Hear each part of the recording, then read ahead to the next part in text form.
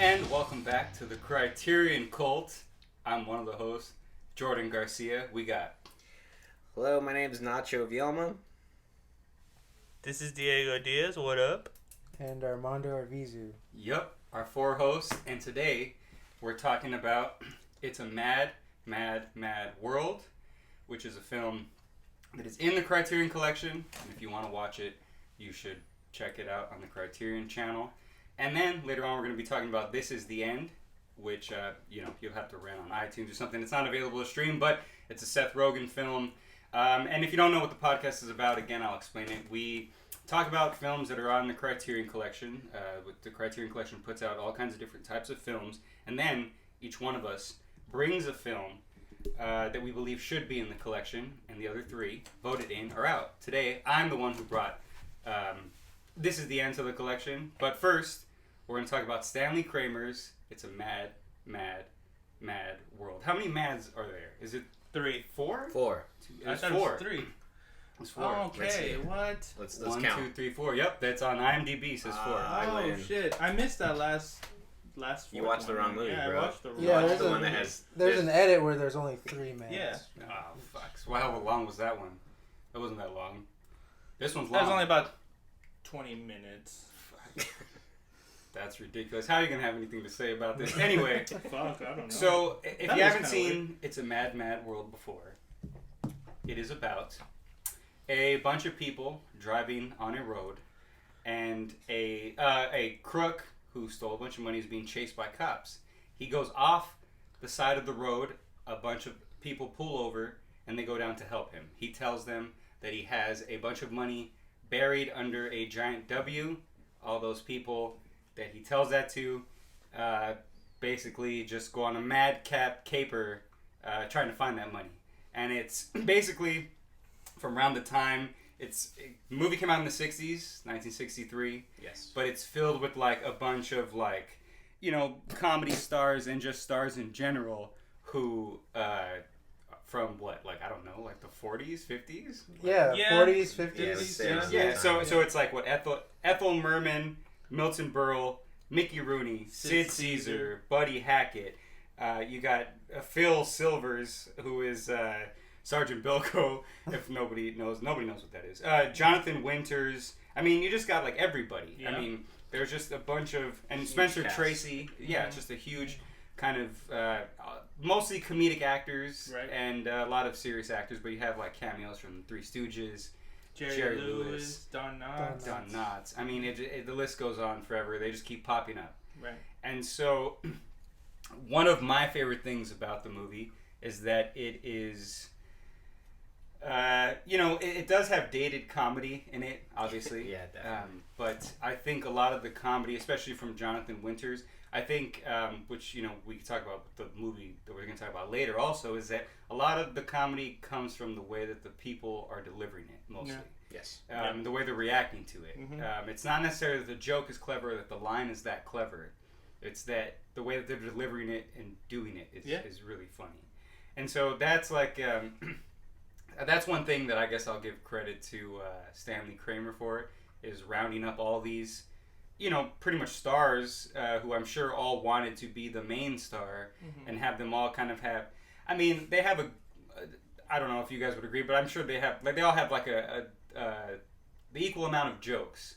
Not equal. They all don't all hit because not everyone is funny. Like Milton Berle's not funny. I don't think he's funny.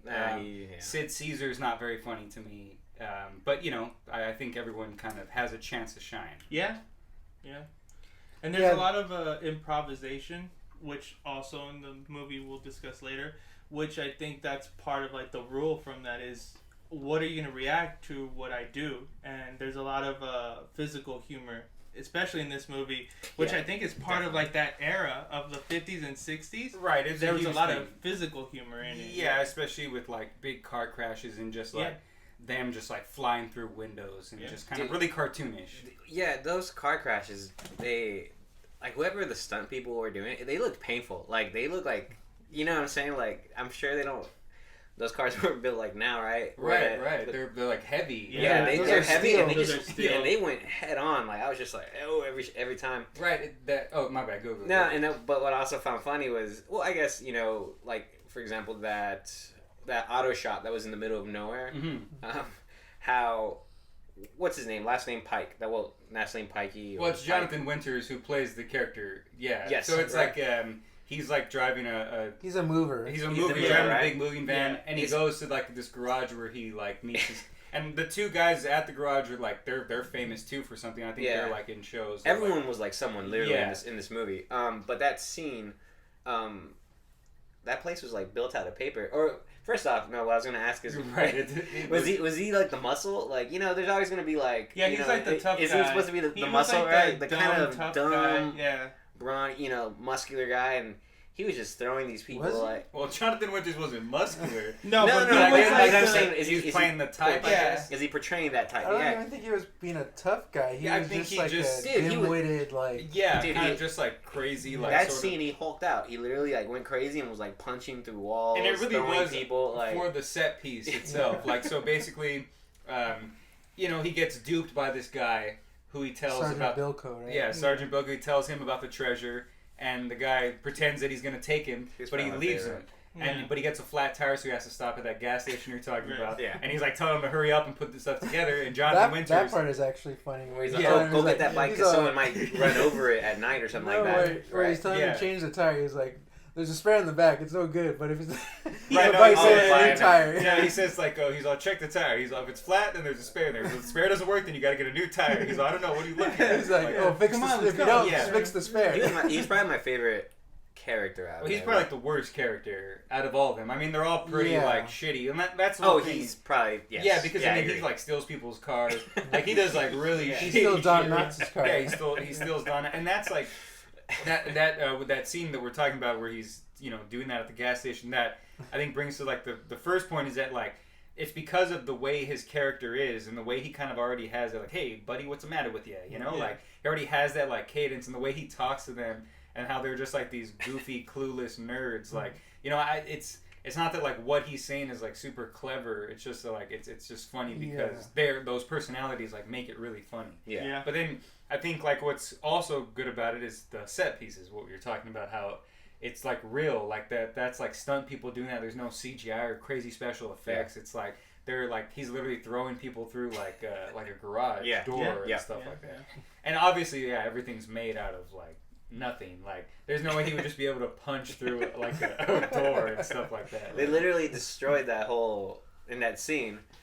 That was one thing I was gonna say. Like I felt like every scene was very long. Well, it was a long movie, but like scenes were very long. Like that scene like seemed like, although it was funny and watching him beat these two guys' asses was funny, but it seemed like it lasted forever. Like he was just chasing. It like, keeps going. Yeah, like it really like even like they just keep going like we're gonna have to kill him like because he just won't stop like attacking them and they just keep telling him like stop, mister. And then like it really goes on for a pretty good while. A lot of the gags kind of do. They do. They even run the ending like a bit gag, long. Yes. like on the side of the building, like they're just like chasing the cop. Okay, so the cops are chasing this guy. They find out that all those other people, Mickey Rooney, Buddy Hackett, Sid Caesar, just a bunch of people are trying to get the money, so they're following them, kind of keeping an eye on them. Mm-hmm. And there's this one cop played by Spencer Tracy who he has a whole subplot where he tells his sergeant that he needs to go tell the mayor to give him more money in his pension, or else he's going to tell about all the corruption that all the cops have done and all the corruption that the mayor has done. And so the sergeant actually does that, and he comes back, and he's just like, the mayor said no. Like, and he's just like, so that kind of provokes Spencer Tracy to want to steal the money for himself. Because he's like, well, if I'm not going to get money for doing my job, I'm just going to go take it because I've been on this his case pension, for a while. right? Yeah. That's what he's trying. And to he's getting divorced, or what he says, and his Right. family. Well, that's not till later. Yeah, disowning but him. that doesn't happen till like he steals the money.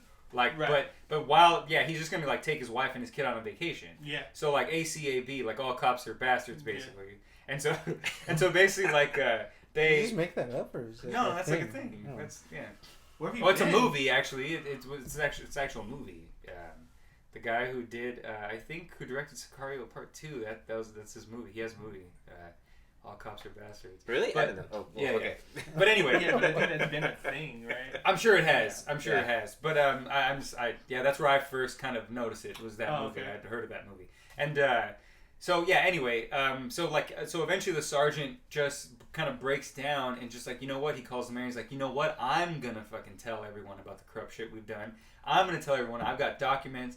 Like, you know, I like, and it's pretty. That's I remember when I first saw it, I was telling Mondo this, that I didn't notice that subplot at all. I just kind of noticed the wackiness of like them going out. I didn't really notice that there was that whole corrupt cops or shit like kind of thing. I never put together why he was gonna take the money. Just that it was a bunch of money, you know? Right, or that he just had the opportunity at that time. I didn't really put together that stuff before. I've seen it a few times, and I never noticed until I watched it this time, and I was like, what the fuck, like. And I even saw it in the movie theater one time, and I didn't notice that whole subplot about like Spencer Tracy, like with the pension and all this, or just forgot about it. And it's not really, and it's also because they don't really like hark on it, like they don't really. It's always in the background. Push on it, you know what I mean? It's not like it's a subplot, but there's so much shit going on.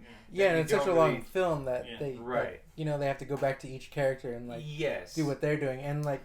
And that's another thing, is that I didn't even realize how much everything is a set piece. And when most films only have like maybe a few set pieces, you know, and this, like, every scene is like a huge set piece. Yeah, this shit's got more set pieces than Avengers Endgame. Like, just this is my Avengers Endgame. Yeah, like, I mean, the whole beginning where the windy like desert road, you know, where the guy, the criminal, whatever, goes off the road, you know? Right. And he kicks the bucket. Oh yeah. and even after that, they're still. You know what? I didn't even fucking. You didn't get that joke? Okay, yeah. So when the guy goes off the cliff, he dies, and as soon as he dies, he kicks a bucket off the side. Oh, fucking idiot! I'm an idiot. Yeah, right at the very end, like he kicks it, and then that's it. I always wondered. I was like, why was that bucket there? Oh shit, that's crazy. Yeah. Fuck, I'm an idiot. Yeah. Okay, my bad. Yeah, that was funny. I mean, it's so like obvious and stupid. It's like one of the like jokes, but it's like it just kicks the bucket. Yeah. But even after that, they're still using that road for a while. You know, where where like they're driving and they don't know, like they kind of decide on they're going to get the money. Right, they're all discussing it in their cars. Yeah, and then they're kind of like. They're driving slow, one's driving fast, like, you know, they're like paying attention to each other. Yeah. And then what's the guy's name? The mover guy. Pike? Jonathan Winters. I can't remember their character names. Just when he stops, when he pulls over and then goes to check around the corner, and everyone's waiting for him. Everyone's waiting right there. Yeah, and go ahead. I was just gonna say real quick, while I was watching the movie, like my wife had come in, you know, saw that I was watching the movie, and then maybe like 20-30 minutes later, she's like, they're still driving through you know, she was like, is that still the same? Did you pause it? I'm like, no, like it's still going. Yeah, there's a lot of driving. There's a lot of plane flying. There's just a lot of like running around, like, and yelling.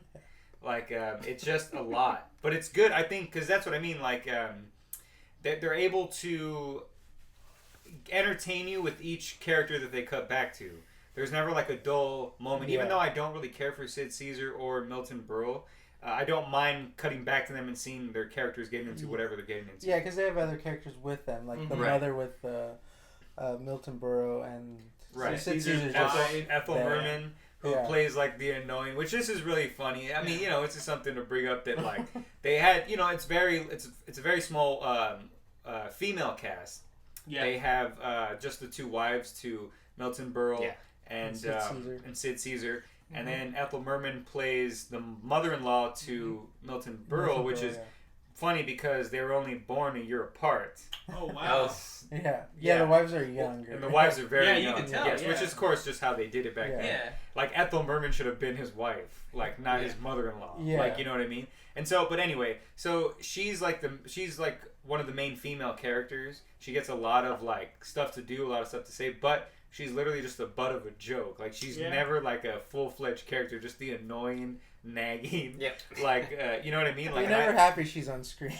No, you're just because, and also because nobody ever just. I mean, they say it, but no one ever just really goes like, we don't really need to be listening to her. Like, why are we listening to what she Yeah. has to say, you know? And only because, you know, she's really not doing anything, you know? They were the ones, you know, so it's a certain group of guys that go down to the accident and are told about the money. And then they obviously tell their, you know, whether it's their wives or their friends or whoever they're with. And, like, so everyone tries to, at one point they try to split up the shares of the money, how much they're going to get. And they try to do it so each car gets a certain amount. And Mickey Rooney and Buddy Hackett are in the same car. And they are mad because they're like, well, we're going to have to split up that money. Yeah. So they do it. We're like, okay, we'll give it to each person who went down to the crash. And then the mother-in-law gets mad and says, well, it should go to every person that's there. And so they try to find this way to split it up in all these crazy ways, and it kind of goes through all this stuff.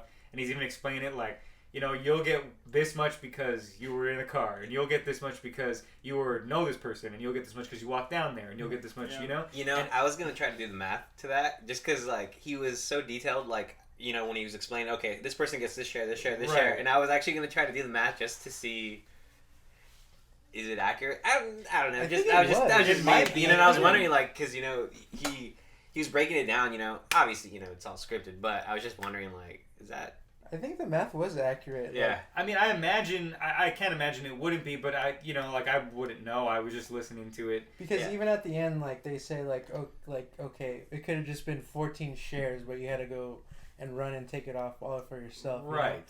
And they would have got 25,000 each. Because Okay. there was like 14 or 13 people at the end. Okay. In total, you know, like Right. Yeah. Yeah. And so that's what I'm trying to say about that whole scene was that, like, basically Buddy Hackett eventually says, you know, we've tried to do it a bunch of different ways. You know, we've figured it out. Each way, no matter how we figured it out, somebody doesn't get. Like, someone feels like they're being screwed. That they're not getting No one, you can't please everyone. Right. No one's happy. Yeah. So so basically, be one odd man out. Right, and so it becomes like every man for themselves. Yeah. Like, you know, and so it's just like... And that becomes the whole film. Right, Yeah. it's just whole, like like, this whole, like, they're all just greedy. They're Or all doing- fighting amongst each other, too. Like, the Right. wife, the mother-in-law always... They always feel like they're getting left out. So even between their initial group, they're always fighting because no one's pleased. Right, and then they also just keep meeting people along the way because cars break down and things. So they have to ask people for help in order to get that help, and for them to take them to the money, they have to tell them and offer them a share. Yeah. So the people just keep piling up as it keeps going, and everyone just keeps getting greedier and greedier and greedier, in like every like way possible. And I just think that's like. And also for those, you know, if no one's ever seen this movie, anyone who might be listening, and you might be an uncultured person, I'm just kidding. You've probably heard of Rat Race. This is pretty close to that. It's pretty close to Rat Race. Yes. I mean, you know, Rat Race pretty much ripped this off. Yes. Is what it did. You know? Yes, I will agree. And but yeah, so it's pretty much that. Just think without Mr. Bean. You have everybody else. Or Cuba Gooding Jr.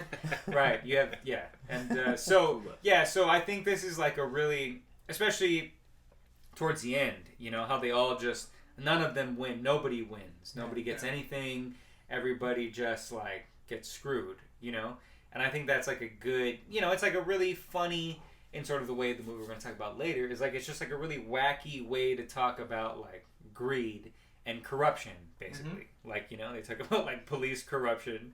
And, you know, in a kind of small way, you know, like, that cop tried to steal money for himself. And one thing that I want to celebrate about this film is that they were like, he told them, like, you know, go turn yourselves in, and I'm gonna go take this cash to, you know, to the police station also. And they notice that he doesn't go the same way as they're going, and so like, and Peter Falk is in this. He plays a cab driver, and he's like super anti-cop in this. He calls a cop a fat Nazi, which, you know, most of them are. And so at one point, like, Peter Falk's like, wow, I don't trust this guy. I don't trust him. Like, he's a cop, you know. Why would he make us go to the police station like this? And so they find out that he's trying to steal the money, and they just take it upon themselves to just assault this cop and try to get the money. Like, it's lawlessness, and I think that's great. I think that's how it should be. If a cop is acting out of line and you got a mob, you should be able to go after his ass and take his ass down, like a citizen's arrest type thing. You know, it's a mad world. I don't know what to tell you, but I just bring that up because I think it's like, you know, not.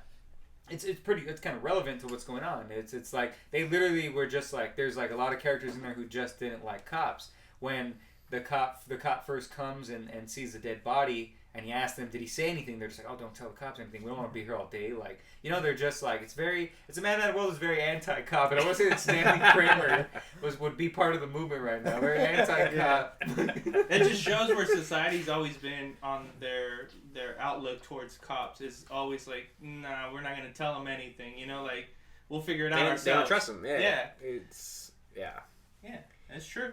And also that they're going to just keep you there forever. Yeah. It's just like, damn, With I want what to help. solution? It's With like, I want to help, but fuck, you're just going to keep me here, like, hounding me. Like, if I'm the one who did it, you're not going to, like, really just listen to what I have to say. You're just going to, like, keep getting in my face. Because even the cop is doing that. Like, he just, like, he'll just, like, oh, he was alive. He's like, oh, yeah? He's like, what'd he say? Like, you know, he's just, like, in their face. Like, every time they say something. And it's just like, yeah, that's what a cop would do. You just hound you. And it's just like, just don't tell a cop anything. He was dead. Like, let's just leave. Like, especially, it's just funny because Mickey Rooney just like, he's like, I got to be in Vegas. Like, you know? Like, because everyone has, like, also a reason why they want that money, right? It's like Sid Caesar and his wife are on their honeymoon. Right. And so that would, like, help them because they don't know what they're doing. They're just, like, traveling around. Mickey Rooney and Buddy Hackett are going to Vegas. That would help them in Vegas, that money. Jonathan Winters is a mover. He's moving stuff, and at one point when they talk about how much he would get, he's like, geez, you know how many miles I have to drive back and forth to like haul to get that kind of money. So like it's like, you know, he's just like a broke guy. He like represents that kind of. And then Milton Berle is like he's failed, broke, right? Yeah, failed businessman, like a broke failed businessman who still wears like tries to dress like he's rich. Like didn't he sell seaweed? Is that he started like some sort of seaweed company and but don't people eat seaweed now? Isn't it like a thing? Yeah. So that's really crazy, right? I mean, I bet you back then that was probably a crazy idea. Like, they're like, oh, you're going to like, because of what you like kind of, I don't know, like. Should have invested in seaweed. Dry it up. Yeah, you dry it up. Dry you it did like chips, you would eat chips. Yeah. So, like, I bet you that's like, you know, so back then, you know, people watching It's a Mad Mad World in the 60s were probably just like, well, I don't know, I guess maybe in the 60s people might have been probably dabbling in seaweed. Maybe it wasn't like as popular as it is now. I feel like back to the 80s, like sushi got popular. Yeah, okay. You know? Yeah. Maybe. I mean, I don't know. This isn't Over a here, food I guess, thing, but this is a food podcast, so I don't know. I can't claim to be an expert on seaweed. Yeah. But I'm saying, like, I bet you people probably, when they hear that line, it's probably like, it's in the 60s, it was probably like, it was like hilarious. Yeah. Like, this guy is trying to think we're going to eat seaweed? Yeah. Like, that's crazy. Yeah. Like, you know, like, and just eating popcorn, you know? Yeah, I never noticed that line either until this watch, too. I was like, Same oh, here. seaweed? Yeah. I never really knew what he was, his purpose was, until these couple next times that I watched it. I was like, oh, he's like that a failed businessman. Yeah. I was like, everyone has kind of a reason why they're going after that money. You know? Mm-hmm. It makes sense. Like, so, like, I mean, you know what I'm saying? Like, what would you guys do in that situation? Would you guys do that? If someone, so you're around a bunch of people you don't know, strangers, and you get that information, would you just be like, all right, like, I'll see you guys later and try to go after it? Or would you just be like, well, hey, guys, look, we should just work together and just try to do it. Like, why not? Like, we all know, like, you know. To be honest, I want to say that I wouldn't even pay attention to that, but no, I'd probably say fuck everyone and go for the money. Yeah, no, you would tell them that you didn't. You were like, he's full of shit, and then you just run up the hill. You guys should. He's an idiot. He's dead. He kicked the bucket. No, literally kicked the bucket. You know what's and then run everyone off the road. What's up? You know what's a weird scene is when they finally when they get to the beach state park or whatever, and Milton Berle's wife is just there not paying attention to the money, like she never talks she's about mad it. About like everybody everyone being greedy about it, and then like she has that weird scene where she runs into Spencer Tracy at the park or whatever, and it's like all melodramatic, and they're trying to she's thinking about what she would do with the money. She could leave her husband and her mom and her brother behind, and it's so fucking it's weird. very strange because she's literally just like, you know, like, oh, me and you can split it. Like, I'll split it with you. She doesn't know who he is. She's some stranger. She doesn't know he's a cop.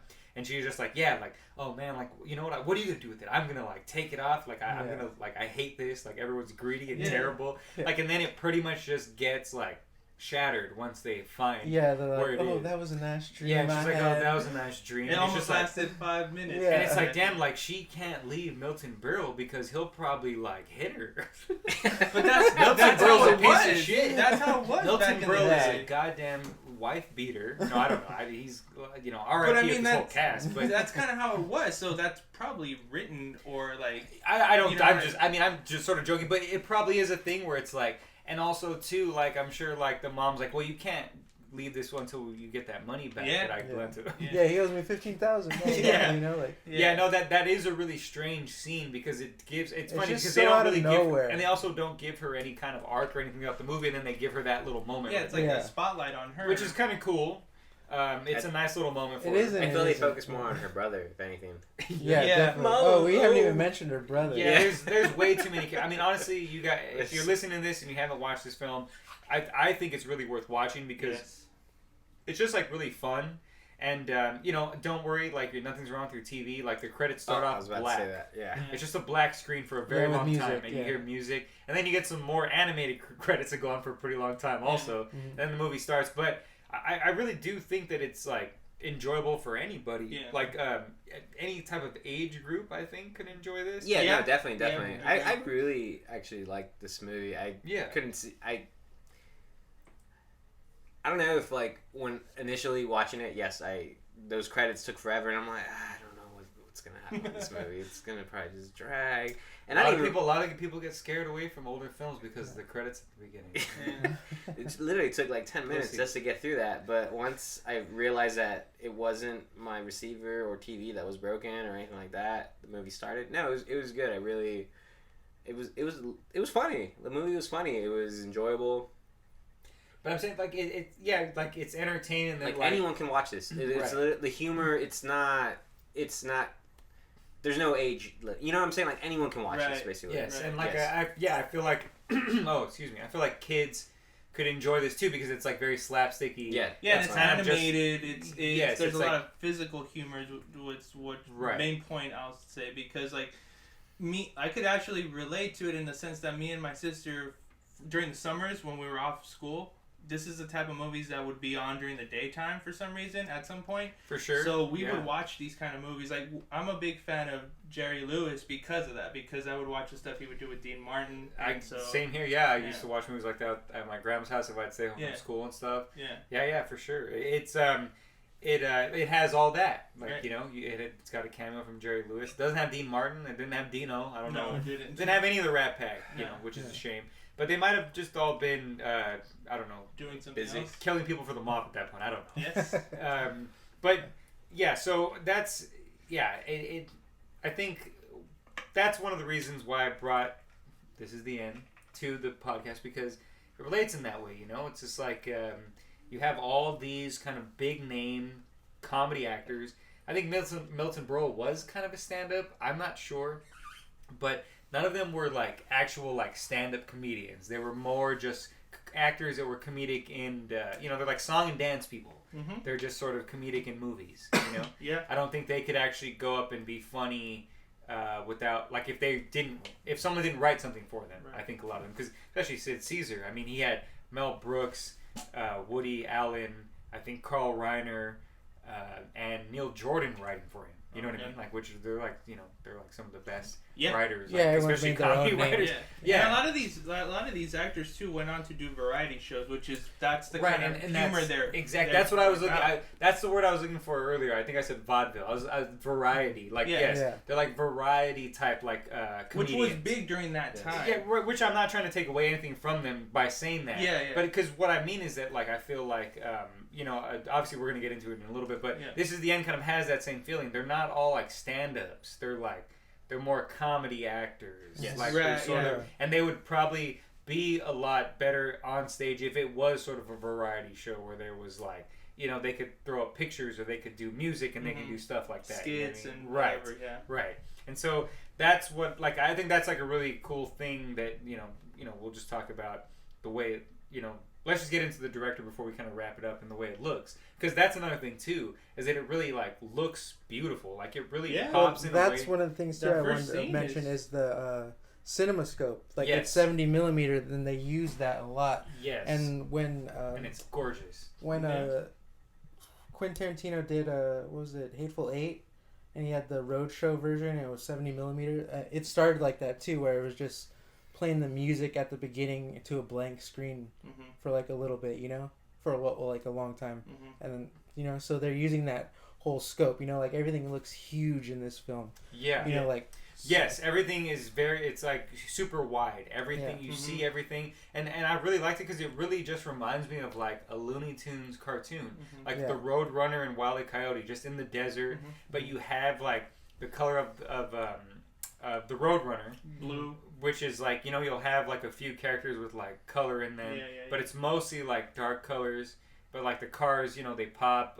Jonathan Winters wearing like a green jumpsuit. Like, there's just certain little things, you know. Yeah. I mean, it just like looks, yeah, like you said, it just looks like that's when like, I don't know, that's probably was like the best time to film like anything. I feel like, because even just like the, you know, it's not green screen, but what they had back then, where it was sort of when they were driving cars when you're not really driving cars, and it it's a screen. It's like the screen playing in the back to make Yeah. it look like, and then even when they're in the plane. They're not really in the plane. It's just showing Yeah, that. yeah. Like, No, I'm just kidding. Go. yeah, they're not. They're not in the plane. I mean, no, they're not really up there. Buddy Hackett didn't land that I plane. know. What Mickey are Rooney you and talking Buddy about? Hackett don't know how to fly a plane. Not with the guy from Gilligan's Island. There's hell, man. Yeah, the guy from Gilligan's Island, and I'm telling you, everyone's in this. You Dude, gotta so many check this people. movie out because Yeah. again, it just looks beautiful. It's really fun. It's not some like, you know, artsy, cheesy, fartsy kind of like, you know, and even though it does kind of have those messages about greed and Stanley Kramer is just straight up like fuck the cops. Yeah. It's not like pounding those like messages on your head. Right. You know what I'm saying? It doesn't ever like It's a try to. subtle way that's pushing into it. It's a wacky way. And then it's although very it's wacky. a Looney Tunes. It's mad. Although it's a this film is very of its time, it doesn't feel like that in certain scenes. It feels like it's still kind of, you know what I mean, like you could watch it and you'll be like, oh, that was filmed in the 60s, you know what I mean? Right. So it is like very 60s, but at the same time, because all those actors are sort of like known for stuff from before, where it's like 40s, 50s, and stuff like that. You have kind of like a retro vibe to it. Yeah. It does feel like a little older than it is. Yeah. But like that's why like I remember being like, oh, like I was like, is this like some like the first film they ever did in color? Like I just thought like, you know, I was just like, oh, this like all these like actors and people are pretty, you know, they're from like the black and white age, like they're from like the black and white films, you know what I mean, like during television. the television stuff like that. So like that's why it was very, but I think it's just because they're known from that era. Yeah. But they're all pretty old, you know, at that point. They're Yeah. older, you know, they're not like young or spry. I think Buddy Hackett has dyed black hair. I don't think his hair was black, like, you know what I mean? I think Probably. I think a lot of them were dyeing their hair, which is, you know, I'm not there's no ageism here. Yeah. Don't get me wrong. There's nothing wrong with that. Dye your hair if you want to do that, but I'm saying Buddy Hackett, you know, be Was old you, as brother. fuck. Be you, brother. I think that's one thing that pushes people away, though, is that they hear, oh, it's an older movie, and you know what I mean? It's But one I of the mean, things it we're gonna have works to so fight on this well. podcast. I'm telling you. Yeah. Because a lot of people that are gonna like, there's gonna be a lot of you fucking hear me, all of you listening. There's gonna be a lot of you You who be hear like, us. well, I'm not gonna check that out because it's old and but it's like, well, listen, you're old. We're all old. We're all getting older. and We're all dying. But Watch it these works movies. so well. And then- also, there's no movies coming out. Now's the perfect time to check out all these old classic Yeah. films. Yes, sir. You know what I mean? And it'll Like, definitely like make you have like more, I guess, appreciate films like that and appreciate new films too for what it's developed into. Like this movie was so well written, well shot, that it doesn't feel. stunts were great. Yeah, Stunts it were doesn't great. feel as old as you kind of think of it when you first hear. Oh, Well, you it's a just forget 60s about all movie. that stuff when you're watching Right, it. once you It get doesn't into really it. come into mind, you know? No, Yeah. exactly. Because it is so wacky and fun and just you're along for the ride if you like. I mean, if you get into Yeah, it. yeah, for sure. Right. And then, you know, obviously if you're like some bootlicker, you know, you're not going to like Stanley Kramer's fuck the cops message. But I say check it out anyway. Or at least check out the podcast. Give us those clicks. We don't want you to, we don't like you, but give us the clicks. Anyway, but that's my, okay, so let's just rate it, right? Because I Okay. think Yeah. we've kind of, we could talk about it for a long time because there's so many scenes, so many different We didn't good talk cameos. about the ending, like where like I feel like a lot of movies do that too, like where it's all coming to like all the characters finally just come together all in one spot. It's like a big and it's crescendo all- where you're not sure what's Yeah, like Animal That's House. the build up. Yeah, that's yeah. the. I don't know. There's other movies, right? But I'm just thinking of Animal House, like how that Right. comes to an ending. Yeah, like, no, that everything makes is just so farcical and like Yeah. crazy out there, like wacky, like a cartoon too. Yeah, You know, stuff just starts like people are blowing crashing up into and- windows, Yeah, like yeah, everything's just falling like, into yeah. God knows what. Yeah, and it's basically they all pretty much get what they deserve for Yeah. being greedy fucks, like pretty much. And so like, yeah, that the ending is good. That's what I think makes it. Even though, well, again, like I'm not trying to like. It's just really funny to point these things out when you watch older films in the time that we live in right now. Like so at the end, all the males are in the hospital. They're on They're like on casts. they're on like body casts. Yeah. Like, Oh yeah. they're all in like different crazy positions. Yeah. They're all just like fucked up. Yeah. Like, and so at one point they're like telling the cop, like they're just like taunting him, being like ha ha ha, like that's what you get, cop, like Right. like fuck you basically, because like fuck cop. Yeah, they're That's judging just them them. even though they were just as bad. as Yeah. Right, no, Yeah, for sure. yeah. Even though They were need really something greedy. to throw Yeah. there. Yeah. But then so he's just pretty much just like, well, you know what, like like my wife's divorcing me, Yeah.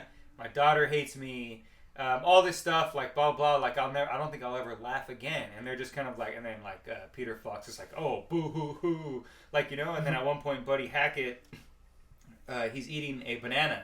And he just throws the banana peel. Yeah. And after and then I think that happens before Spencer Tracy says that I don't think I'll ever laugh again. He says that line, and then Buddy Hackett throws the banana Okay. peel. Yeah, And then as soon as that's that what it happens, Ethel Merman opens the Comes door in and shouting. she starts like yelling Yeah, at each and yeah. every one. Berating in that. This is and what stuff. happened and blah blah blah blah, and she slips, and it's like a hard like they don't cut in any way. It's like Yeah. whoever the stunt person is. She literally like slips and like boom, like Yeah. falls on her butt like really hard, Yeah. and they all literally just start like laughing at her. Yeah. Like, and then even like they just kind of show Spencer Tracy kind of like trying to hold it back, and then he just like busts up Yeah. laughing. Yeah. And I'm just like, that's just really crazy that like they just used like the one female in the whole cast who was the main female as like the butt of the joke for like everything. Everything, Like, literally every everything single throughout. thing. Yeah. Yeah. It's just like it's like one of those things where like if a lot of people that would I think a lot of people would watch that now and get mad at that and write some fucking blog post about it. But it's just like, it's like those were those times. It's like we're not gonna change Yeah. that now. Those were the It's days. like, do I think? Well, even Do I- even at the police station where he's like, Yes, hey, when he- pretty girl, like get my coffee. when he tells his, I didn't notice that Yeah. until I watched it recently. When he tells his secretary Spencer Tracy, who's a fucking pig, I'm talking about in the movie. I don't know him personally. Well, yeah, I think he was a pig. He was a pig. Probably everybody Yeah, was probably. back then, right? Yeah. Yeah. Now we're coming to find out everyone's a piece of shit. Yeah. But yeah, so he tells his secretary to make it. He comes in late, first of all, and tells his secretary, "Hey, how about a cup of coffee?" And she gets up, and he literally it's like this little quick moment of like the camera like stops, and he like puts the phone like to his chest, like because he's gonna make a phone call, and he just like stares at her ass. Yeah. Like and it Oh, makes really? this little like music like.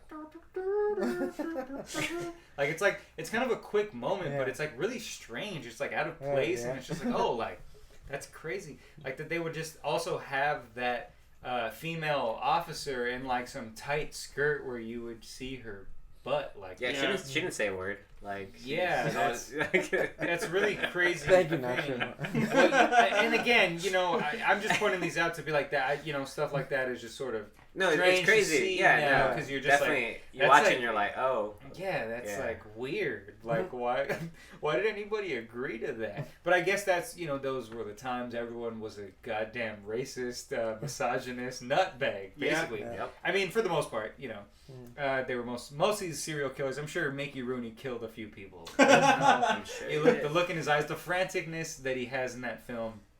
But all right, so we've talked about It's a Mad World for a pretty good while, and we could talk about it again for a long time because there's a lot of stuff in it. But I'm gonna rate it. I'm gonna say that it's become one of my favorite films the more that I watch it. I want to watch more stuff from Stanley Kramer. I haven't really seen. I don't What think else has anything. he done? I'm not sure. I haven't looked anything up, but they're mostly comedies. I want to say. I'm probably wrong. If anybody's listening to this and they know, please correct me in any way that you can. We always want to be corrected. Don't ever think that we know what we're talking about. That's the whole point of this is that we're not experts and we Just No, like stuff. we got it wrong a few episodes ago or something. I'm not gonna even bring it up. Let's see But if no, let's see if people you- listening. Just really quick, don't listen to anything that Mondo has to say about. I mean, No, Nacho, not Mondo. Mondo. You're right, No, Mondo. no, no. Mondo. It's not- Don't listen to Mondo. They're already wrong. That Nacho has to say about Payback and Harry Dean Stanton. Anyway, no, but so I just really enjoyed this movie. I think everybody can enjoy it. I think it's really fun for the whole family.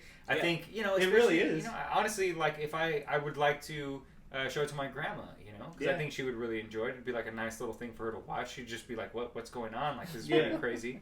But You don't think your grandma's seen it?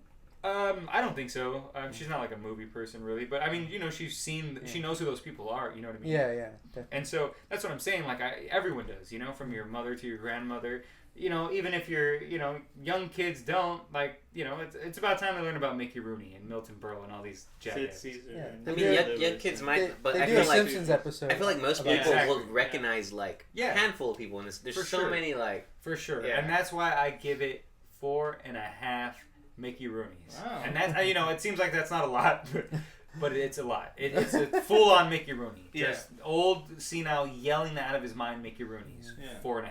So our rating is still from 0 to 5, though, right? Or from 1 to 5. When did we ever change it? Yeah, why would we change No, I'm it? just making sure for people that are coming into the podcast Oh, a little okay. late. Oh, okay. I get Alright, you. I'm See, the sorry. thing is, I know you're right. Damn, But the thing is, let up on Diego, man. He just Well, no. it's, Well, it's for the fans. I was just man. wondering God. if we did ever bring that up. I was like, did we bring that up? No, we haven't the last Yeah. few times, so that's why I want to rate But at the same time, our ratings don't really matter. I think They don't. It's mostly kind of if you listen to what we have to say about it, and that kind of interests you. If you haven't Yeah. seen the movie, right? I'm just saying, yeah. If you like a rating. Well, So you know what? It's not a bad thing. Yeah. What's your rating then, Diego? What do you rate? This? I'm actually going to give it a 5. Ooh. I'm going to give it Okay. a 5 Ooh, because I nice. really like this movie. Hell yeah! Nice. Within the first 20 minutes, although the first 10 minutes of it is just that black screen, but it just comes in play. Like I said, this is very of its time. I know that during that time, people were still dressing up to go to the movies, so that's part of the reason why it was such a long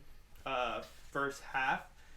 Because people were finding their seats and all that. Like, kind of keep that in mind and stuff. And then there is an intermission. But this movie was just, it wasn't what I expected it to be. Which, I fell into that whole thing. Well, it's from the 60s. I don't know how, But then so I you're saw- one of those people. Yeah, it was. And Well, then, thankfully, you're on this podcast. but now. at the same time, though, like, when I saw who was on it, and I was like, oh, shit, I know who that person is. I haven't really seen too much from them, but I know who for they sure, are. for sure. Yeah. I was excited, and I was like, I wonder what this film's gonna be about, because I just watched it. I didn't read about it at all until after. Which is smart. Yeah, and it was phenomenally good. It was really, really good. Yeah, So that's- I would recommend it to anybody. This Hell is a yeah. film I would recommend to anybody. But yeah, man, I enjoyed the watch. Thanks for bringing it up. It was fantastic. I like that rating. Nacho, what do you got? That was. I give I this mean, no one can see you, but that face said. I'm I'm gonna No, give, no, just no, gonna give it this- one Spencer this- Tracy over there. What did that face say? No, this movie was good. It was, for it being, I think the only thing I have against the movie is just it's a little long. It's, I don't think So we got one of those guys too. Well, One of the here's guys the who complains thing. about No long one- movies. no one Thank brought- goodness you're on the podcast. No one brought up the fact that this movie, the original cut, is about 3 hours long. Yeah. This Criterion release was about 2 hours 40. 40, yeah, 43, 240, something yeah. about there. Mm-hmm. The theatrical release was less, so I was kind of curious, like, to see how much was cut out, like what. You just wanted to just get cut. No, no, the movie. He's like, how many cuts can I get? There's just a director's cut. He's like, can we keep cutting? Can you cut this down 10 minutes, please? I've had enough. No, the movie's hilarious. It was kind of cool to see. I mean, I see why you brought this. This is the end with this movie. Just seeing all these familiar faces that I've grown up watching. I mean, I'm not that old, but No, but I grew up still. watching. They were still These around. shows, Yeah, comedy, kids. all that. We were I've kids, seen for that sure. growing up. I We're mean, men of a certain age. like even like me recognizing Thurston Howell like from Gilligan's Island. Like I grew up watching stuff like that. Right. Like, Yeah, all these for faces. sure, for sure. Yeah. It was cool. And again, like anyone can watch this. It's not. It's that slapstick comedy. Like it was funny. I actually really enjoyed this movie. I was laughing a lot. I want to like show my kid and my wife this movie. I rate it. Only because, I mean, again, I think some of the scenes were just a bit long. That's probably my only thing against this movie. But besides that, I will give it 4 kicked buckets. Oh, okay, 4. That's not Yeah, bad. no, That's it's pretty good. good. You're making it seem like you were gonna come No, in no, with no, like a 2.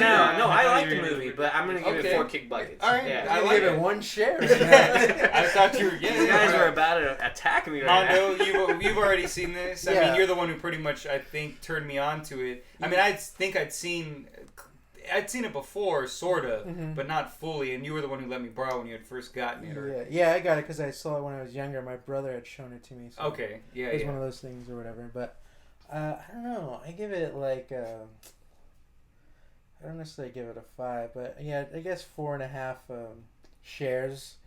I'll give it. All right. All right. You know, but just because this time around the humor, like some of it was like kind of dated for me, but it didn't really stop me from enjoying the film. It just made me notice it a lot more this time around. Just like Milton Berle and like how everyone just repeats everything.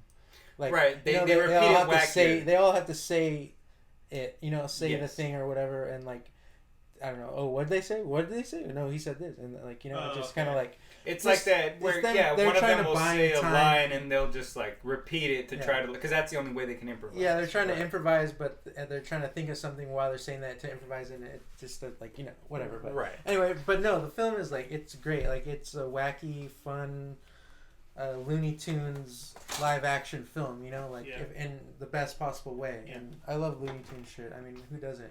Hell yeah. So like, and all the Especially actors, live action? yeah, all the actors are great. I wish Don Knotts had a bigger role in it because I Yeah. love Don Knotts. Yeah. I wish he was one of the characters Okay. that was in the beginning, you know, with in the cars or something like Yeah. that. That you would know? have been cool. Yeah. I really could have pictured him. I could have done without like again Milton Berle and Sid Caesar. I would have had Don Knotts in one of those roles for sure. Yeah. Yeah, Yeah, that would've definitely. been cool. Yeah, That would've yeah, been cool Milton to see. Berle since or whatever. All right. Well, hell yeah. Yeah, It's a yeah, I mad, love mad this movie. world.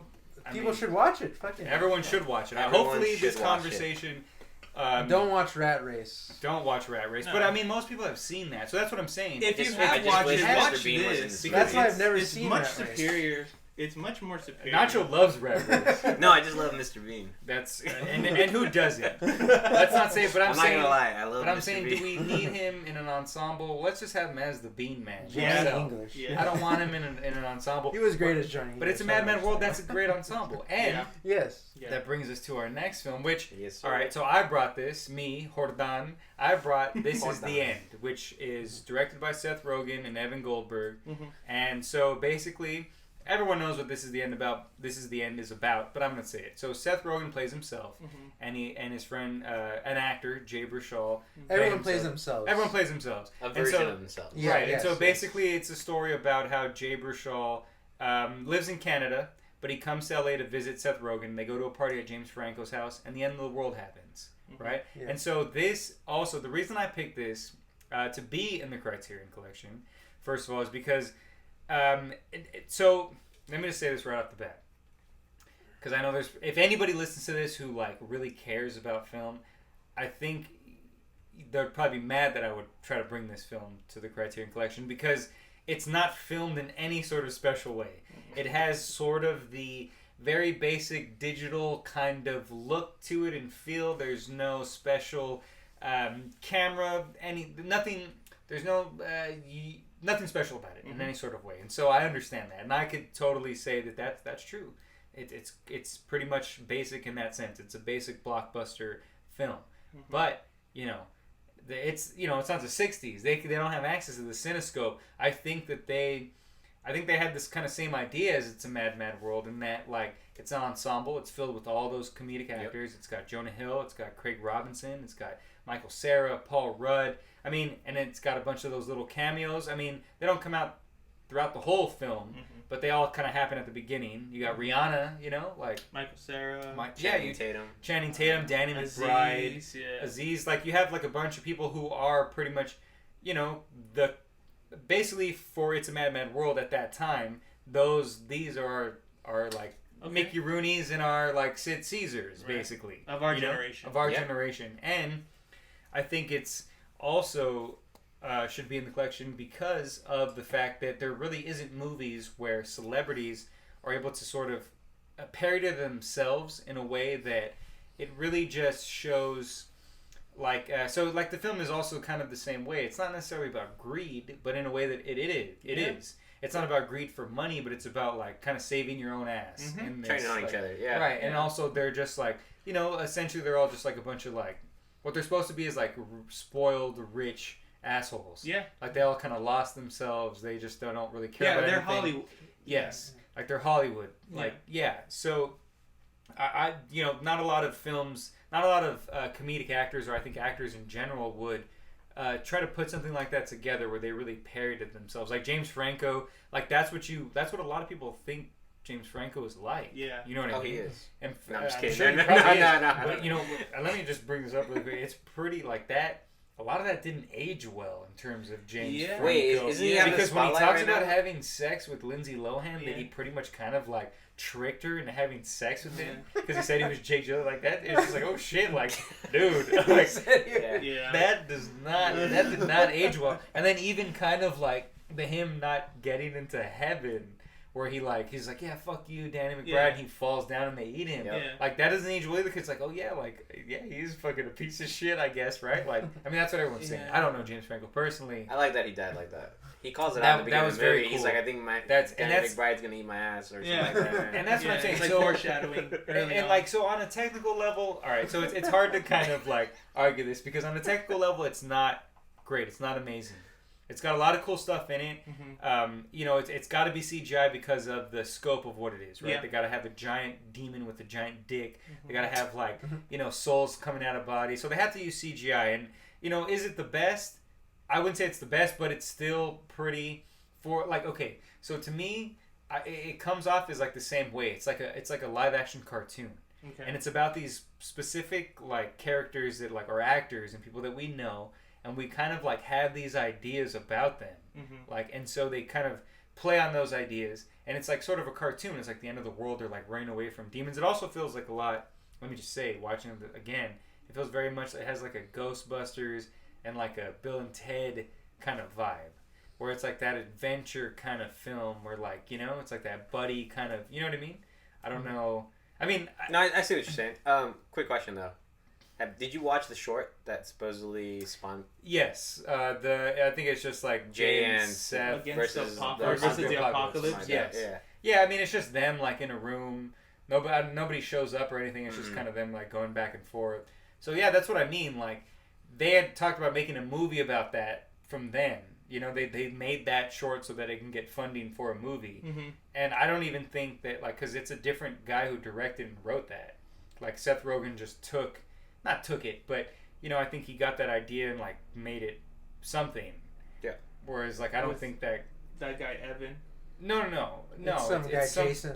Yeah, No, but I'm something. saying he took that and did it with this other person, right? Right. Because they both wrote this. Yeah, they both. Yeah. They both wrote it and directed. Yeah. it. Right. They This both. is the film. Yeah, they both write and direct like everything together. Anytime they direct something, it's both of them. And seeing that's another thing. Look, I mean, it may not be the best direction, but like, you know, it doesn't.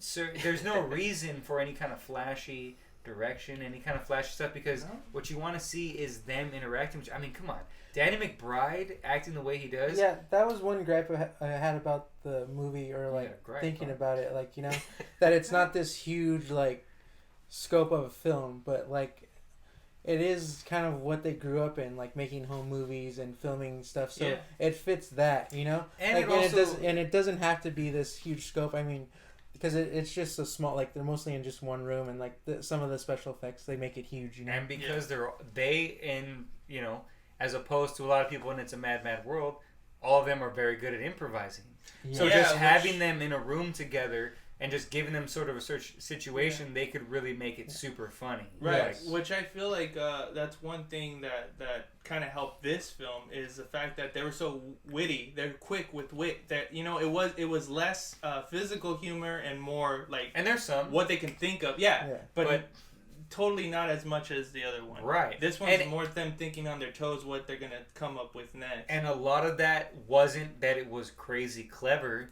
It's just that from having them saying it, having Jonah Hill be the way he is, kind of say the things he does. Yeah. I mean, like, there's just like that really, like, you know, and I don't like, you know, I don't want to just bring up scenes just to bring them up, but this is just like a really good scene that kind of like shows like that, like, I don't know, to me, like, it's like a really funny thing to like have them make fun of them this way, right? So like they're like telling Danny McBride about what's going on, and Danny McBride, he's just like, Seth Rogen, like, where's that performance at? Like, where's that performance been in your last 6 movies? Critiquing Like, Where's that Green Hornet? Yeah, and then he tells like Danny Jonah Hill, McBride's probably my he's all, favorite. you're an Oscar nominated person. be bringing He's all, it, you yeah. should be bringing it. Yeah. He's all, fatality. Yeah. Like, you know, and Oh, then that's after almost good. and then he Yeah. tells like Jonah Hill, and then Jonah Hill just goes like, fatalities. Like, he just does it like all normal, and he's all, that was the one. That was good. That was good. That Like, was it. but There it that's like is. really funny that like they would sort of like be able to, because you know none of them wrote it, I don't think, and who knows, maybe that stuff was improvised. Oh, But I think a feel lot like of it they, was, yeah. but I, of course, but I'm saying I feel like they gave that skeleton to be like, oh, make fun of his Oscar, make fun of, Yeah. like Yeah. kind of bring that stuff up, Yeah. and I think that's like really,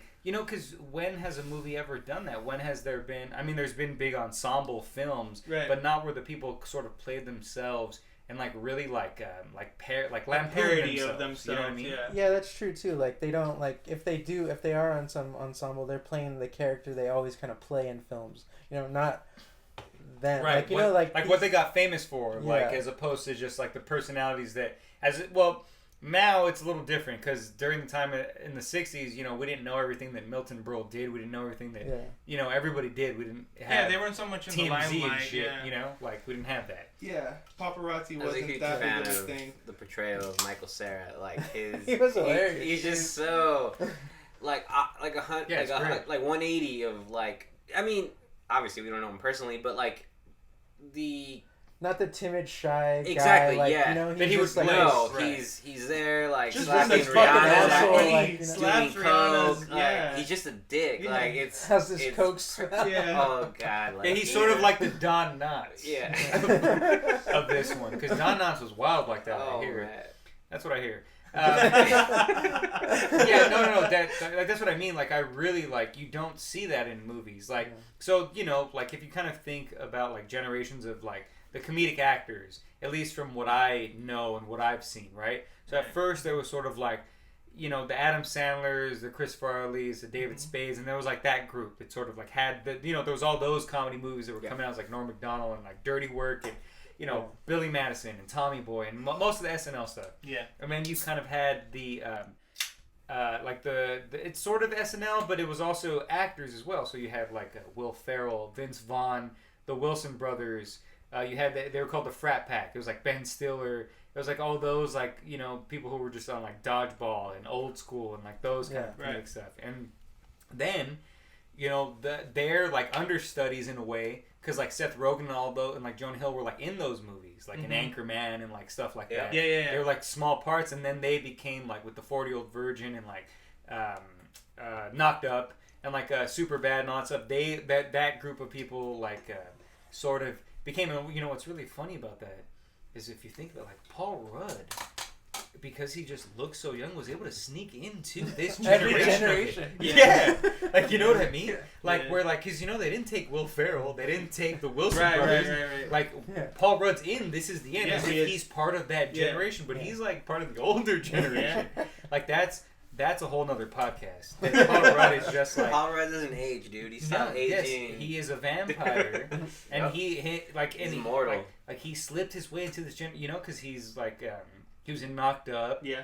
And then he's been in like a bunch of like the other stuff. He'd like cameos in like Forgetting Sarah Marshall and stuff. You have Jason Segel. Like there's just so many people of that like generation of like comedic actors that are in this, you know? And then they really bring out, I feel like maybe they should probably have had, I would say Michael Cera in the main cast, because I think he deserves more of screen time. I think his part was just too good. Like, Right. That's I true. think so. He didn't want to like milk that you know, too much. yeah, it You was didn't want to like would've- drag it that would've out. It was short and annoying sweet. at some Definitely, point. like You're right. You're like, right. But I when think when he gets stabbed and he's like, Yes. he's like, Oh, this is he's embarrassing. yelling for his cell phone. Yeah. He's like, This is "Saw you in the embarrassing." restroom. Yes. Yeah, and then like when he To think blows of the all the coke coke and I've McLovin, wasted. like That's I mean, fucking there's just like hilarious. so much like, but I think like, and when I look at like the kind of Mount Rushmore of that generation of guys, I think he's up there. Sarah's your Washington. Well, because you know, yeah, in Superbad he like kills, even though he's not really in a lot of their movies. Yeah. Like in Superbad, he's like the best thing of that, and that's what I'm saying. Like they got Yeah. it right with who they have in there: Jonah Hill, Seth Rogen, James Franco, Craig Robinson. Yeah, even as Danny much as McBride. I love Danny McBride's part, like, he's just in it the perfect amount too. Like, as Same much thing. as you want to see more of Well, Danny his McBride, character development is great. Yeah, Yeah. And it's he just- becomes like Yeah. a cannibal. I love Yeah. Danny McBride. Yes, Like, exactly. Like I would say he stole the movie from this time around watching it. I want to say I would give him and Jonah Hill like best performances, even though they Jonah were Hill's like great. main. yeah, Jonah Hill's Yeah, really good as too. as far as like just supporting Protagonists. roles because of what they do in the film. Yeah, it's I'm like everybody, and what's funny too is just the way that again it's a lot of times not that they're not saying super clever jokes. Mm-hmm. No. It's just the way that they're saying the stuff to like the way that they're reacting to the people. Like Yeah. The because James chemistry, Franco, it's just yes, Yeah. this banter, this yeah. Sorry. I mean, No, they're no, just, go Yeah, on. go for it. I'm saying because you're right. It is like that banter. It is like that. You're They just kind have a of good rapport with you each wanna other. see you those know? people that together. repartee going back and forth. I You mean, want- just the scene where they're arguing about like him like fucking coming on everything. You know what I mean? Like Yes, it's that fantastic. goes on so well. Like if you would have put someone else in it, it probably wouldn't have worked as well. But because you had McBride with Franco going back and forth, it worked right.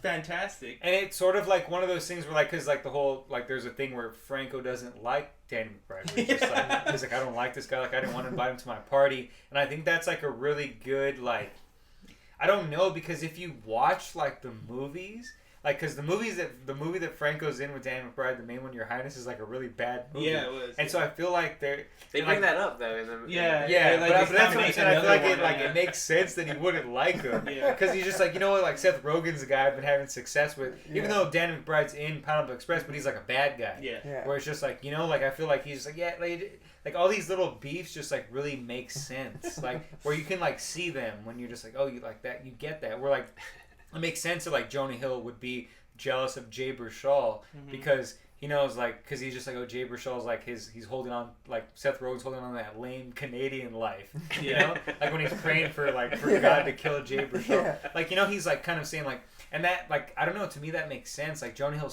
would seem like the guy who's just like, well, you know, there's this new group, pal, like, you know, like, who are you? But he would be like condescending to him like that, and not that I think Jonah Hill's like that or anything, but it just makes sense.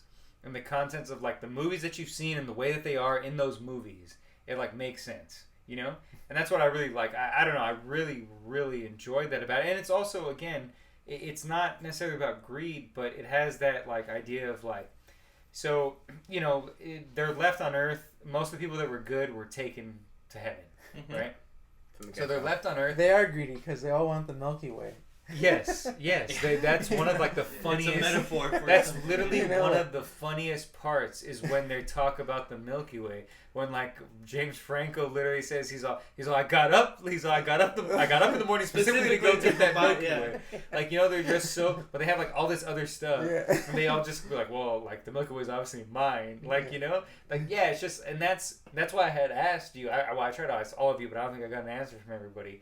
What you would do in that situation of the car crash and it's a mad world and someone telling you about the money, because what you said makes me know that I wouldn't want to end up with you in the apocalypse situation because you'd probably fucking kill me. Like, and that's what I'm saying. I Like, would. because like I see that and I'm just like, damn, like it is one of the things where you're just like, shit, like would I feel comfortable at like, you know, some person, you know, we're stuck at like a party and I don't really know that person, you know, I don't know James Franco.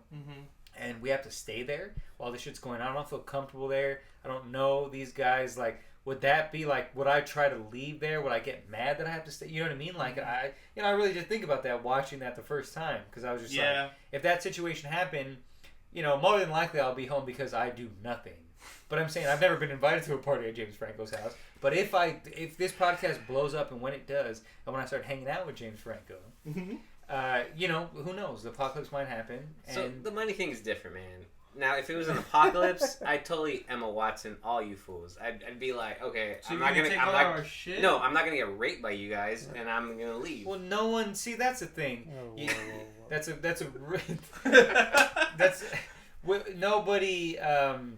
nobody wants to do that. I'm not even gonna answer that. I'm not even. You're doing what they did in the movie. You're being a Jay Baruchel.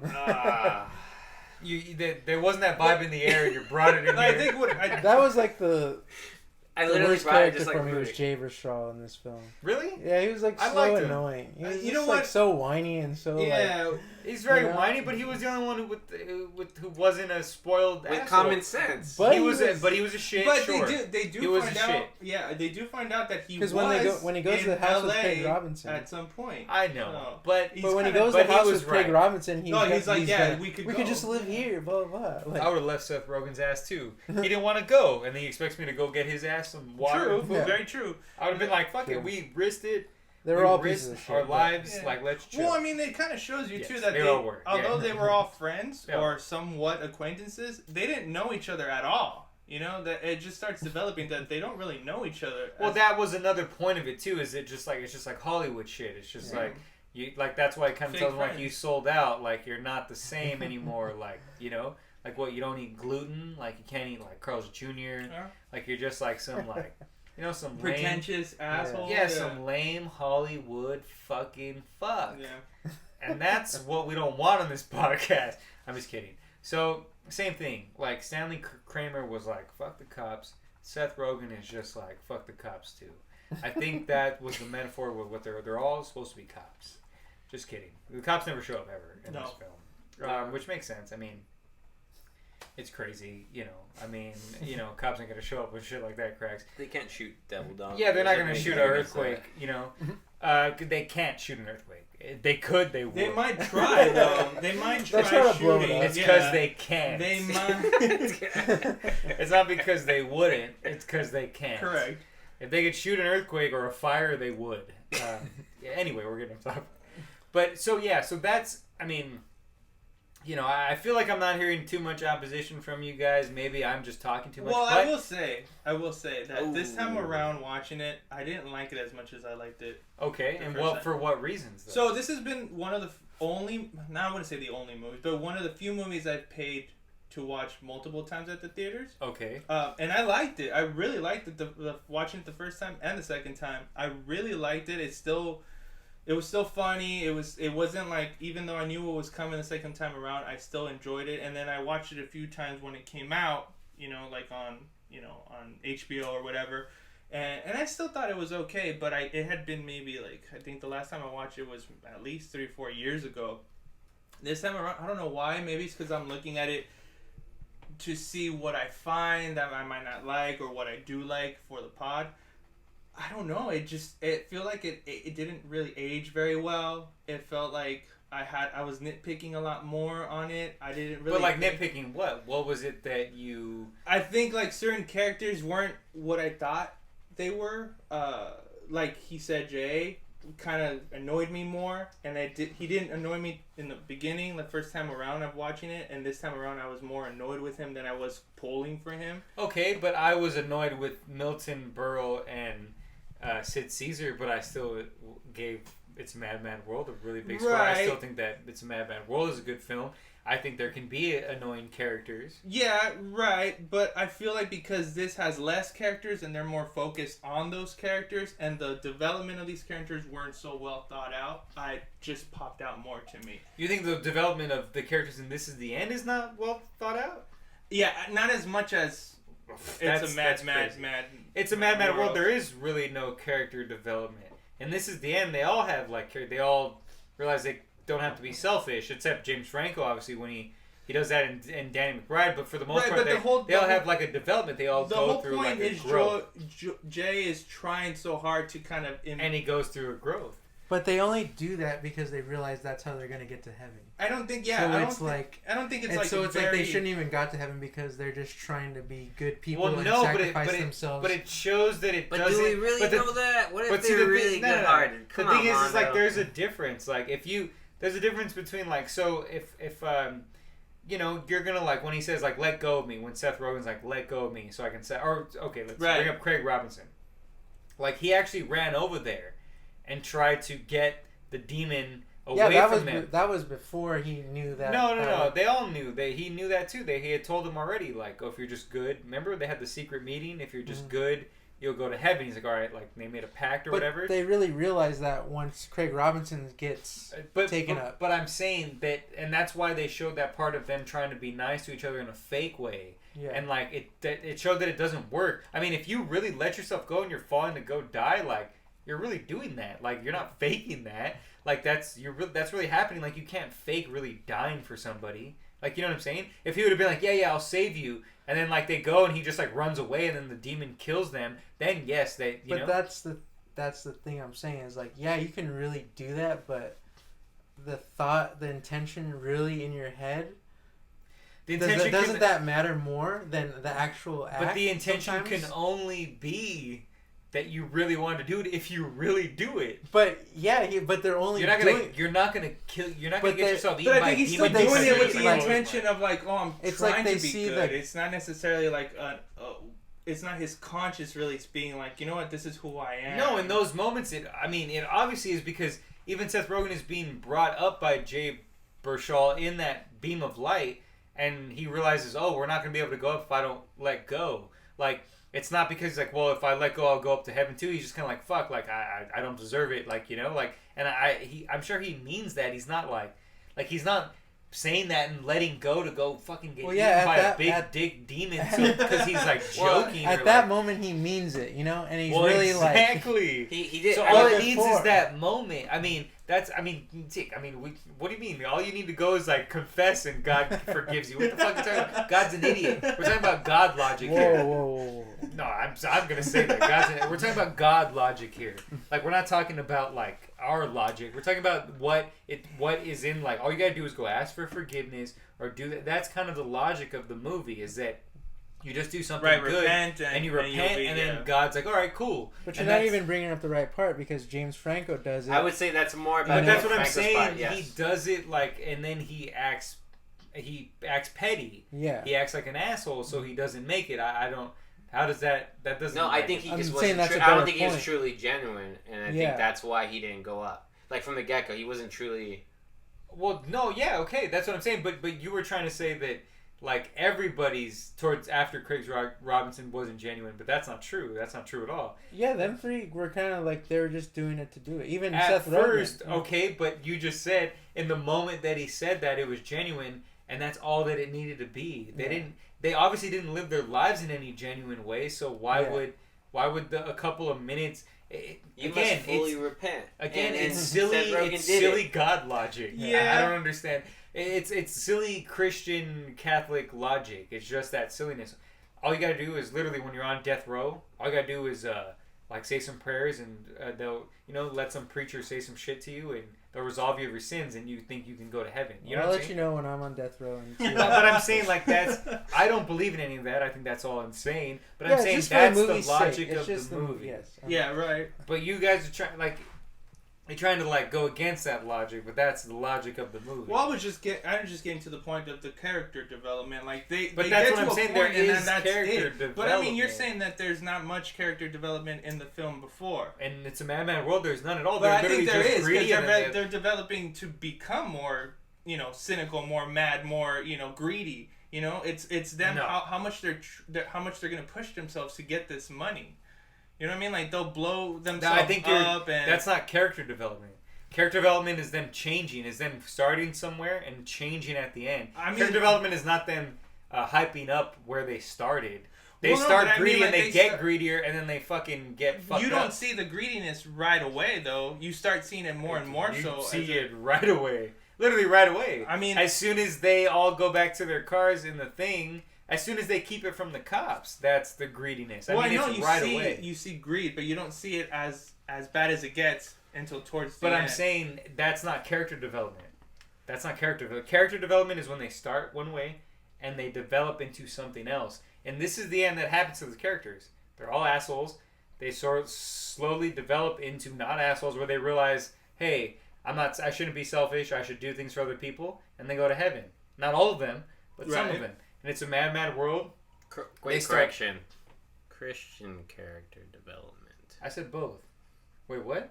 Didn't I say Christian and Catholic? I mentioned both. Whatever. It's the same difference. Same It's shit. all the same shit. Yeah, it's But I'm saying, like, and then it's a mad, mad world. They just still find the out same- about the money, and they're they still just the get same greedy people. and greedy and greedy and greedy and greedy until they all fucking get hurt and they're in the hospital and they're still greedy. They didn't learn They anything. didn't change. They were Yeah. actually the same people. So along there's no character the whole development at all. It's just a wacky cartoon.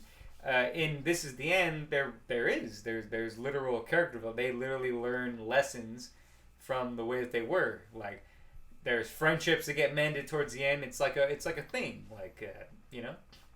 So you can't say there's no character or that. I don't know. Maybe I just saw it in different eyes. I came into the movie because I liked it. I was excited to see it again from it being so many years before, but for some reason it just doesn't resonate as funny or as interesting as it used to. Maybe it's because I've seen it too many times. I don't know. But I didn't enjoy it as much as I used to enjoy it. So I was a little bit bummed out about that.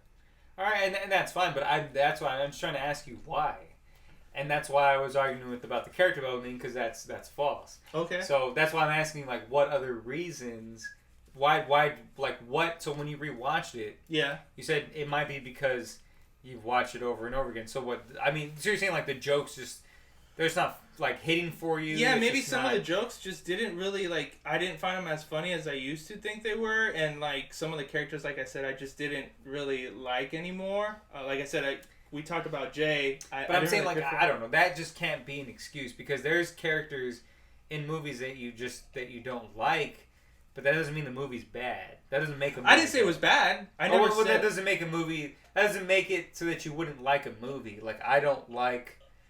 You know, I didn't say I didn't completely like it. I just don't like it as much as I used to like it. For sure. It bothered me for that reason because I was like, I really wanted to enjoy it again, but I don't enjoy it as much. So that's my only thing for that film that it wasn't something that was like, it didn't pop out to me. It was kind of like, I could take it or leave it. I don't necessarily. Well, if you don't think I'm going to defend my film, you have been. Shit. You have been. Well, come at me. Jordan's ready to stab you. Well, what do you got, That's Nacho? What the? I'm fine with the movie, man. Don't kill me. Shit. Well, okay, fine. All right, so. But if you're fine with the movie, why are you fine with the movie? Why am I fine with it? Yeah, like, why did you enjoy it? Why did I enjoy it? Because of the character development, bro. No, it was. Nacho, we're recording a podcast. Oh, is that what we're doing? If you want to. It's just I like James Franco. He's handsome. No, actually, there's quite a few actors I can't stand in this movie, but they did good in this movie. Which ones didn't you like? Which ones? I don't like James Franco too much for Okay. whatever reason. He just kind of annoys me. Jonah Hill, although a good actor, I feel like he's someone I'd want to punch in the face in real life. Who else? Let's see. Michael Cera, I want to smoke a cigarette with. Let's see. Who else? Jay's cool. I feel like he'd be that friend that like would drive you home, like if you drank too much and maybe I don't know. No, I'm just kidding. And, He'd leave you and go to the other car. Yeah, put that on the commentary.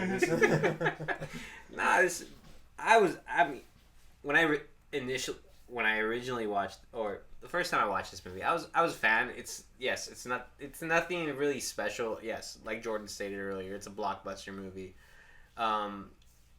It was just cool to see all these characters portray different versions of themselves, or maybe not themselves, but characters that they've been doing. You know, like again, we spoke about Michael Cera. I mean, it's like exaggerated Yeah, versions. exactly. Of You know, themselves, and seeing or that, opposite of it was just, I enjoyed that. Danny McBride, I think, stole the show with like, although he wasn't in the whole movie very long. I don't know. I'm throwing my hand. For people listening, I'm throwing my hands a lot. Anyways, he was great. Just the short roles that he had, I guess his character, if anything, was the same as everything he does. Like, there's nothing different about Danny McBride that he did in that movie, but I enjoy that. Like, I'm a fan of that. Like, Eastbound and That's what Down, I'm like, saying. I see that. Like, I They love don't need to be. I Different. love Danny McBride. Like, that's just him, and that was great. You know, just the little tidbits in the beginning, you know. I don't know, man. I dug this movie. I can't. And also, it has character development. Oh my god. Yes, no, and it has a moral. It's like a moral. There's a moral to the story. Look, there's also a moral to It's a Mad, Mad World. Don't get me wrong, but I'm saying like it's not like they just like all right, we can just make a movie. we have a bunch of money. We're just going to throw a CGI like demon with a big dick, and we're just going to act a fool. And there's not going to be any kind of plot or any kind of thing. You know, they could have done that, and I think people would have not cared. They would have enjoyed it either way. But they put those little plots in there about them being those type of people, you know, to actually give you a reason to continue watching the story, you know? And they do something that I think that a lot of other blockbuster, like disaster films don't really do. Is so at one point, they send Craig Robinson and Jay Baruchel to go get supplies from another house. And so when they go do that, at the same time, Jonah Hill is possessed by a demon, and Seth Rogen and James Franco are dealing with him in the house, and Jay Baruchel and Craig Robinson are dealing with that demon in the other house. Dog. And so in regular films, they would have just had one of them doing that. You would have just cut to maybe Jay Baruchel and Craig Robinson in the house getting chased by that demon, and then you would cut back to the house with Seth Rogen, Jonah Hill, and James Franco of them maybe just talking, or just bringing stuff up, or just like maybe improvising like funny little things. There wouldn't be like two actions going on. Yeah. A lot of like films don't really do that, especially blockbusters nowadays. Like I think, especially watching stuff like Preacher and The Boys, which is stuff that's like written and produced by Seth Rogen and Evan Goldberg. Like, I didn't know they were involved with The Boys. Yeah, they do The Boys. They do shit. Preacher. Yeah. I knew about Preacher, but not The Boys. Yeah, they do like they do some other stuff, but like they like just from watching that, like they know how to like tell stories. Like maybe not visually, maybe not their visual style is not like the greatest, Right. but they know how to like tell a story in terms of like character and just sort of building characters, even if it's in like the most basic way, in the way that This Is the End is. You know, it's pretty simple. Assholes have to not be assholes so they can get into heaven. You know what I mean? It's pretty simple, but in the way that they do that, and the way that they do it in terms of, if it would have just been a movie written about a bunch of guys, fictional guys at a party, and that happens, the film wouldn't be as interesting. I don't think it wouldn't be as funny. But because you know these people, because they're playing themselves as famous people, it's a lot funnier. You sort of like can see that situation. It makes more sense of them trying to redeem themselves, because that's kind of what we all think. Like most Hollywood actors are assholes. Like they're just fake, like assholes who don't they don't care about each other. They're not really friends. Right. I don't really know if James Franco and Seth Rogen are friends. I mean, they probably are, but I don't know. And that I think gives like a good kind of mystique to that idea, like where he's literally just like Seth Rogen is his friend, but he's kind of weirded out by him. And I think that's like, I don't know, that's just good, and I think that's why it belongs in the Criterion. That's why. Because you think Seth Rogen and James Franco might be friends? I said a bunch of other shit before that. I said a whole bunch of other shit before that. Damn. I said a whole lot of shit before Zoned that. out. All right. So that being said, are we gonna vote it in now? I'm voting this bitch in. Okay. I haven't really heard what Mondo has to say. Yeah, I haven't. No. so- I mean, go for it, Mondo. I kind of want to hear what Mondo has to say before we start voting it in. No, I think we'll let it in. That's it. No, I mean that's all. You no. got? Watching it this time, I really enjoyed it a lot more than maybe the first time I saw it. I mean, I really liked it when I first saw it. I thought it was hilarious. But, Yeah. everyone's character, how we were talking earlier, was just like, it was just so spot on and hilarious, and you don't see actors do that. Just make total total asses of themselves, pretty much. I mean, some people try to do that. Can't think of any examples right now, but I mean, there's dumb cameos in Jordan, Judd Apatow movies. You've talked long enough. Damn.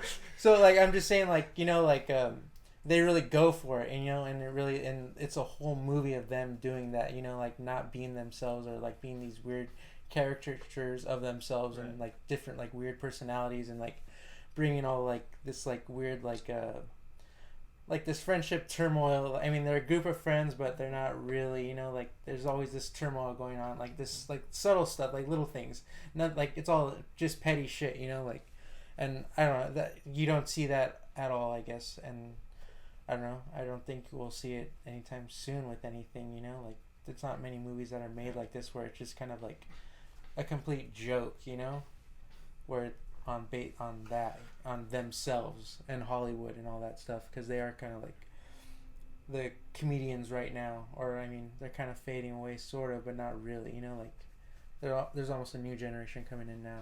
But I mean, they definitely have held that that blockbuster role for a while in comedy, so yeah, I understand that part.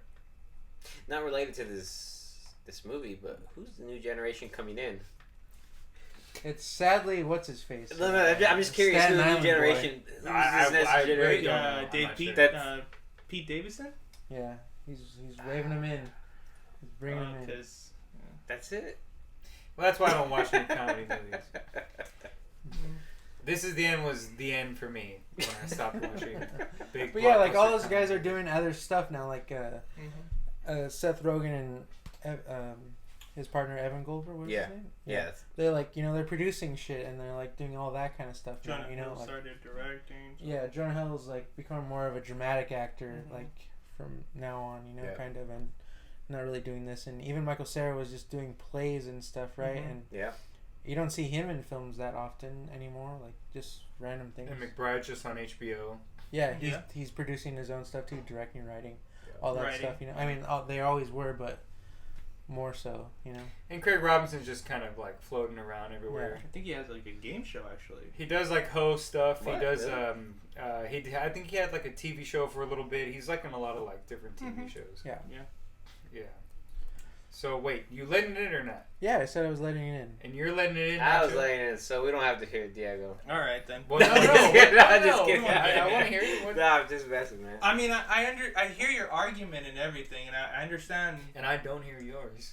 I mean, I've already said my piece, but I don't know. I don't know if it's. Maybe I just don't want to let it in. I don't know if it's worthy enough of letting in. I mean, you know, there's these standards that you've talked about for Criterion, and I don't think this has those standards. Like I said, it's not a bad movie. I just, personally speaking, I just didn't think it upholded that, you know, that thing you guys talk about of it being a film that's deemed worthy. So, I mean, I think it should be preserved for sure for generations to come, like that's to just look back on it, you know, like. I mean, I bet people who saw It's a Mad, Mad, Mad World back in the day are like, oh, this is just these fucking guys just being dipshits, you know? Maybe, like some dad would say back then, you know? Like, Yeah, I could some imagine silly that. ass fool. I could imagine my And I grandpa guess- seeing that movie and just being like, oh, fuck these Silly. fucking I guys. guess I'll be Ass the silly ass fool that's motherfucker. gonna go against you guys, and I'm not. All right, hey, look. That's fine. So- That's fine. I'm just, I'm not. You don't expect me not to argue with it. No, that's It's my pick. Yeah, I'm gonna come at you with some shit. that's fine.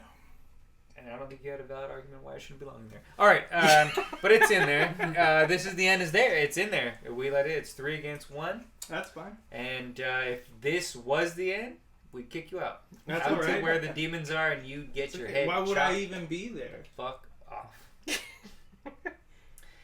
That's it. No, that's it. It's a mad, mad world, and this is the end. You're done. All right. Well, so there you have it here. You heard it here first, folks. This is the end. Will be a Criterion release. It was We're sending out emails. We're hitting them up. We're letting them know. They already know Diego's opinion doesn't matter. Just kidding. Just joking. I'm joking. But yeah, no. This. So remember, everyone, remember to go check out It's a Madman World on Criterion. Yes. If you haven't got the Criterion channel, you check it out. It's also on Amazon Prime. Oh, is it really? Yes, It's a Madman World is on Amazon Prime if you have it. So please check that out. And just if you follow us on Instagram at Criterion Cult Pod. At Criterion Cult Pod on Instagram.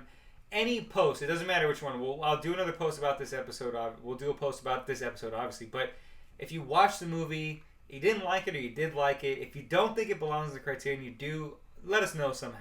Yeah. Yeah, we want to hear your opinions. Comments. Yes. Like, please tell us. Comment on the Instagram YouTube. or on our Yeah. YouTube, or even can you comment on SoundCloud? I don't know if you can comment on SoundCloud. I think We're you trying to can. get ourselves If on. you can, please do so. Yes, we're trying to get ourselves on every format that you could listen to us on. We have a Twitter, but I don't And know. if We it's do have a negative, Twitter. it'll be the end of you, just like the other. Follow us on Twitter. It's at I'm not gonna be Criterion here Cult very Pod much as well. longer, Yeah. so. At Criterion Cult Pod on Twitter. Again, we're gonna post episodes there. Please, if you're listening, if you agree with us, if you disagree with us, we would love to hear it. Yes, We please. really do want to know if you got, if you know about Criterion and you're aware of kind of what's going on, and you listen to us and what movies we bring. Let us know if you think it should be in the Criterion or not. Even if you're Let us not know who aware you of agree it with. and you're getting into it, please, whatever it is that you're gravitating towards, whether you like it or don't like Get it, into Criterion. That's what Yes. you're saying. Do it. Get into do that. it. You Yeah. won't regret it. Exactly. So yeah, again, just follow us anywhere you can. Listen. Listen. Like, Watch those movies. comment. Thank you for listening to this. It's a mad, mad world. This is the end. They all relate a lot because what's going on right now with COVID and the cops just being absolute shits. Yeah. And the This is government probably just our being- end. Yeah. This might be the last episode. This is the end of our podcast. And it's not as funny as this is the end. No. Yeah, no, it's Or pretty this, crazy. or Like, I'm gonna chop Nacho up with an axe. He just, I mean, there's just no reason for it. Thanks for listening. If you listen, Thank you. Have a good one. Bye. See See you next time. Or like talk to you next time or whatever. Bye. I love you. Whatever you say on the Later. podcast.